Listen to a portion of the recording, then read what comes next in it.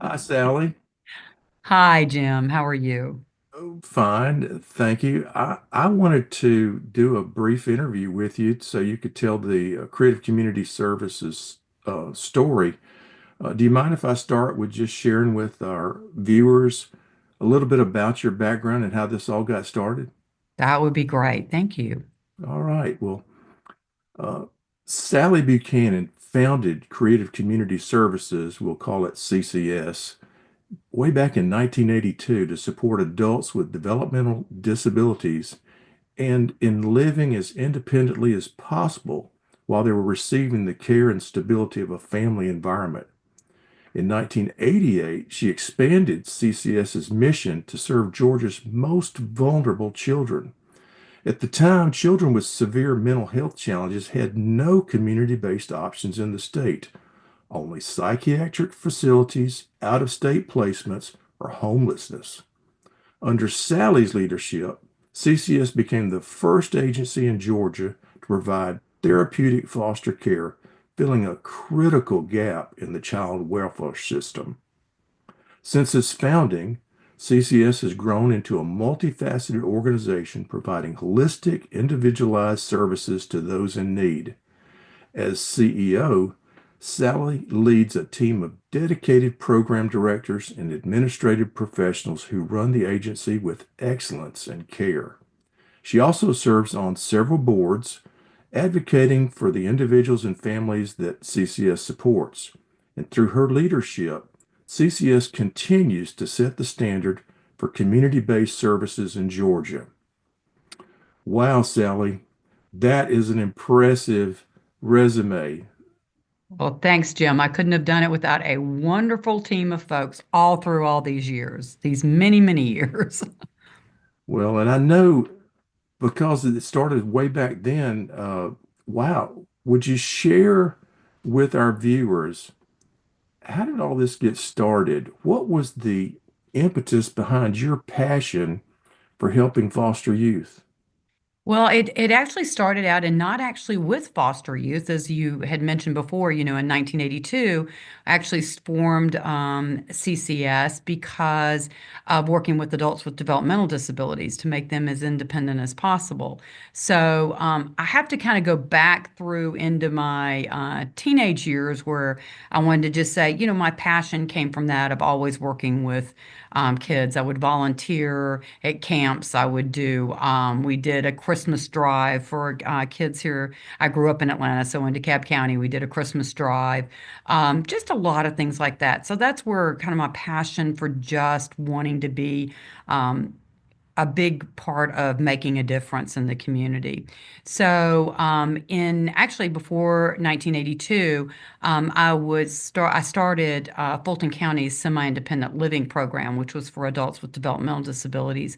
And at that time, folks did not have like an IQ cutoff for receiving services. In other words, they did not have to fit into like below, 70 or below IQ or anything to receive any services.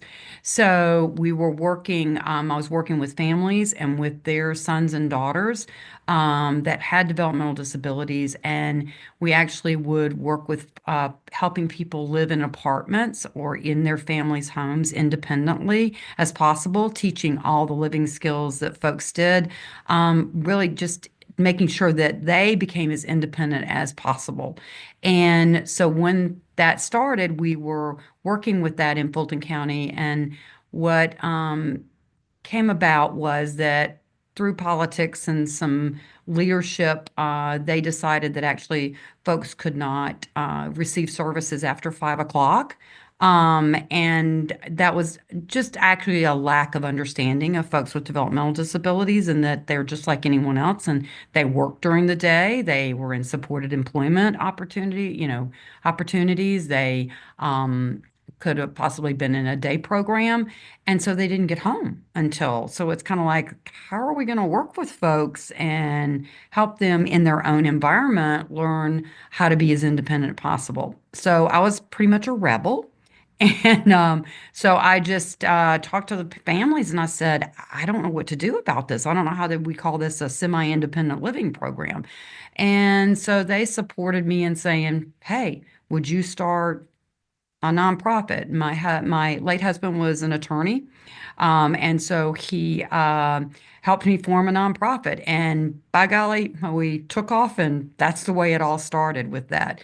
And then because of that love of doing that and working with folks to become as independent as possible, then when I was approached by a legislator from Chatham County, and saying that they had been watching what we had been doing about, working with people in the community and doing community-based services, and wondered if he wanted to support a bill to bring all kids back into the community from out-of-state placements. So he said, would you look at that? I actually went down and to where we were sending most of our children at that time, and most of these kids also had a developmental disability and were in foster care. So that was in '88. And by golly, we started therapeutic foster care with the help of a national association that I learned a lot from, which is called FFTA, which is now Family Focused Treatment Association. And looking at what others did, we started the first therapeutic foster care agency in the state. And what happens in legislation a lot is somebody passes a bill and it's like the floodgates open. And so kids started coming and getting referrals, and it's like, whoa. So then what we did, I believe in collaboration. So I talked to a lot of other agencies that I had learned about that did that, and they actually came into the state and also started therapeutic foster care so that we would have more people doing this and not just creative community services. So that's how it all began, and then it just took off. So, and that's how we are where we are now. Well, that's quite a beginning and also a great development as you went along. Well, please share who are the clients that CES serves, and I suppose that's not just going to be the foster youth, but perhaps their host families and others. Right. We serve the youth in the state of Georgia that are in foster care that have the most trauma and the highest level of need, whether it's due to a developmental disability and also through the trauma. They've been in and out of the system a lot. They're no longer with their families. Some of them will not be returned to the families. Others, it's temporary custody that the Department of Family and Children Services has. We also work with teen moms that are foster youth themselves, but they also have their own children that are not in the system because we want to break that cycle and create it where those youth can, and those children don't become a part of the system, and that our youth can get out of the system and not become part of an extended system of of welfare, of adult welfare even. Then we also work with our host homes and our adults who have developmental disabilities that are living in. It's almost like an adult foster home, and they're called host homes. They are part of a waiver system, which is through the Department of Community Health, and so that's. We work with folks and it's under a comp waiver is what they call it. And it's a long name, so I won't bore everybody with the name of it. But basically it's finding host homes that will serve those adults and where they can life share with the adults that have developmental disabilities. Many of our youth go into that program too because they have developmental disabilities. We also work with youth that also have developmental disabilities and also mental health issues. So we have we don't close our doors to anyone that's in the foster care system or in the adult system that has, that has a waiver or is eligible for a waiver. Well, it sounds like you're filling some important gaps there too. Share with us, if you will, some of the key programs that you have in place to meet your mission. We have, of course, we have a developmental disabilities program, which was what the founding, age organization or founding program, sorry, that we had that we started off with. And then we developed, of course, therapeutic foster care. Out of therapeutic foster care, a number of programs grew because what we did is looking at what are the needs for those youth that are in that program and what is it that what programs do you need to develop, around those youth? So what we have is we actually have, again, what we were talking about, the teen moms. It's called Teen Parent Connection. So we serve those youth that are, pregnant or already have children that, these teens, again, moms and dads that are in care, to keep their kids out of care. We also do. We have our SOAR program, which is our intervention program. It's based on applied behavior analysis, ABA. And we actually go into the homes to work with the kids in all of our foster homes and provide them with behavior intervention. And we are very unique because it's not a clinic. We go in and the state allows us to do that and provides funding for us to go in and work with youth up to 3, 4 times a week if we need to be in there to work with the parents, the foster parents, and also to work with the youth in, what triggers them and just helping them in dealing with their trauma. We also have a respite program where it's an adventure youth program where the kids that are in our program and also from other programs that are foster youth in through the department, they get to go to up and spend, it's almost like it's a camp situation, almost like where they going up into Clarksville where we have they can go spend weekends during the year.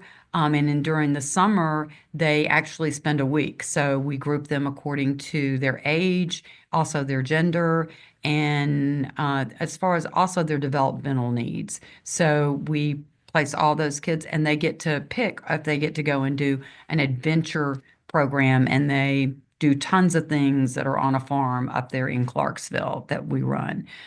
We also, the biggest and newest thing is our kinship program. So, one of the things that's very important for our youth that are, when they turn 21, they no longer can receive services from the Department of Family and Children Services under foster care. They can no longer be in foster care. And they can sign out at 18 if they want to, which we really try to discourage because I don't know 18-year-olds that actually can completely live on their own and make their own decisions. So what we do is one of the things that started our kinship program was really knowing that everybody needs family, or they need to be connected with somebody that is family or fictive kin, which is like a coach or a teacher that took a special interest in them. A lot of times, those families, those kin, can actually be a placement for those youth. So we train them to be that therapeutic family for a period of time to give them that support because those kids, again, come a very trauma background because they have been severely physically and or sexually abused. So, and have been in the system for a number of years. Some of them has had as many as 40 placements. So we want to make sure that these kids and their families, whether it's a foster family, a kin family, a fictive kin, get that support that they need to make that. And then it's then also if the kinship program has been funded by the Whitehead Foundation through a grant that we received for the next 3 years because they believe in what we're doing. So again, we engage families, hopefully that they will have that relationship, even if they can't be a placement for that youth, so that when that youth decides at 18 they want to leave foster care or at 21 they no longer can be in foster care, they have that connection because there's nothing for those kids after that, especially our kids that have the lower IQ that cannot make it they are not qualified for the comp waiver, which is your developmental disabilities waiver. If you have an IQ of 73, 74, you're not going to get a waiver. And then you also are not going to be in an independent living program because of that IQ cutoff. So those kids are our gap kids. So we're really working on how do you make something for them after they are 21. So that's probably one of our newest ventures of how can we get some funding for that in the future and looking at that? So those are our biggest programs. And like I said, our programs are developed out of the need of those kids or out of the needs for our adults. So that's how we develop things and grow. Well, that is certainly an impressive set of programs that you've got there that are filling the hardest to fill needs for this particular group that finds themselves under foster care. Everybody wants a home, and you're making it where they can have a home that they want to be in and not just shuffled around throughout the system. If you would, Sally, please share with us I don't know, maybe a recent story of one of your clients Okay. that has really benefited from the impact that you're having in the community. I have a favorite story, and it's a story that we share a lot. We have a young man. He is living with his grandmother now. She became a therapeutic kinship home for us, got the support that we needed to take him into care. And his name's Billy. And Billy is no longer in our services. He's with his grandmother. And so we've had permission to use Billy's name. But it's so funny because some of us that are older know the bad Billy jokes or things like that. Billy actually would have been the inventor of the bad Billy jokes, only because Billy had so much trauma. He was disruptive, destructive. He went from foster home to foster home before he reached us. Then when he reached us, we wrapped services around him. We are in there with our therapeutic model that we're in there every week. We have a very small caseload of 8 kids to a case. So he got a lot of care. And then we give respite, twice, every other weekend for the parents and for the kids. And it's interesting because Billy blew every placement up. I mean, it was unbelievable. And we kept thinking, what are we going to do? I mean, it was not due to mental health issues that we couldn't deal with. It was due to the trauma. And he kept saying, Jim, and we didn't listen, and this was years ago, I just want to be with family. So it's kind of like, but we said, but you can't be with family, right? I mean, because the family he had come up with from a family, and it looked like people were not willing to step up or couldn't step up according to what research had been done by the Department of Family and Children's Services in that county. And then we finally said, you know what, we need to listen to him. We started really looking. This is even before we got our kinship grant. We started looking and thinking we've got to find out and see if this will work. So we talked to the county, which was Lumpkin County, and I love them. They did a phenomenal job. They worked with us and actually got his grandmother to, engage with us. We actually sent her through all the training, actually certified her as a therapeutic parent. And Billy went to live with her. Billy wouldn't go to school. It was awful. We had, Department of Juvenile Justice involved with him. We had, he had probation officers. I mean, the judge was like, "What are we going to do with this kid?" He went with grandma. And grandma, we helped her in every way possible. Billy went there and with a lot of love from grandmother, a lot of work with our team and with grandmother. She worked very hard. And then with Billy, he actually came around and she stuck with him. That's the difference with Ken sometimes. Ken feel, that's that unconditional love, which, our foster parents are phenomenal. Don't get me wrong. They are saints. And sometimes, though, family means it's family. It's right. That unconditional love. And that grandmother had that unconditional love. Billy is now no longer in care. He's in school. He's doing great. We still work with him. Grandmother is a mentor for us for other kinship families. It is like this thing it's like a miracle. I mean, truly, when I talk about Billy, and Billy would even tell you today, oh yeah, I just ripped up stuff at every house. I mean, we would call and say, "Can you do respite for Billy?" Oh no, Billy? I've already heard about Billy. No, no, no. Billy's name was everywhere. And that just shows. I mean, it's like that is a one story that shows a lot of work on everybody's part and what family means and what permanency means for our kids and how important it is and how things can change. Kids can change. Kids are not born, disruptive and trauma and all that. We cause that as adults, right?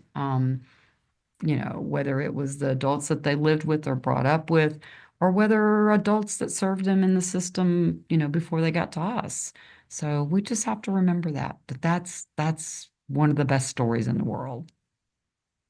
Well, you are truly meeting the needs of people that need it most. To quote the Wizard of Oz, there's no place like home. And That's you are right. providing that sense of home to those that have lost their home and they need a new one. Right. That's Well, so in true. closing, what would you share? What ask would you have of those that get this far and have watched this? How can they help, and what points of contact would you like to share? There's a lot of ways because not everybody can be a foster parent, right? Or wants to be, or has the ability to be a foster parent. I certainly understand that.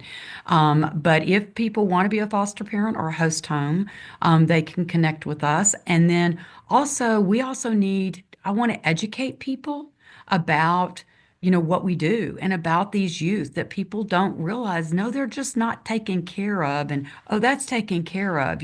Our counties work with us, our state works with us, but to make this possible for these kids. So it's not just the bare minimum. So you also need those extra dollars.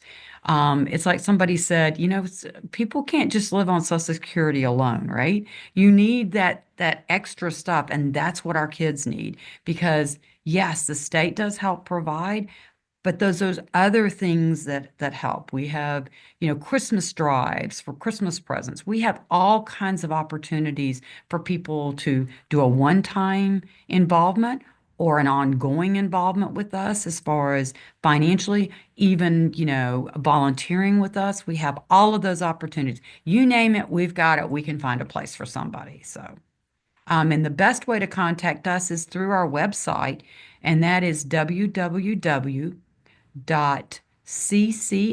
the initials for Creative Community Services, Georgia spelled out, .org.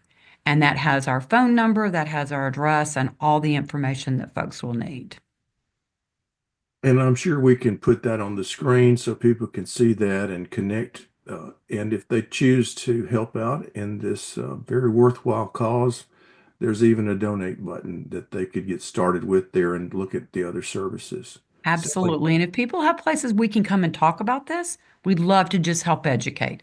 Not even have an ask other than just say, let's learn about this. We would love to come and work with folks in churches and things like that to tell them about what we're doing and about these kids. So and that would be a great opportunity for corporate sponsors as well, I'm sure. absolutely, by all means. Sally, thank you so much for this interview. I'm sure our viewers are going to learn a lot just from watching this. And I wish you the very best of continued success with this wonderful organization you've created. Thank you. And thank you so much for the opportunity to talk about this.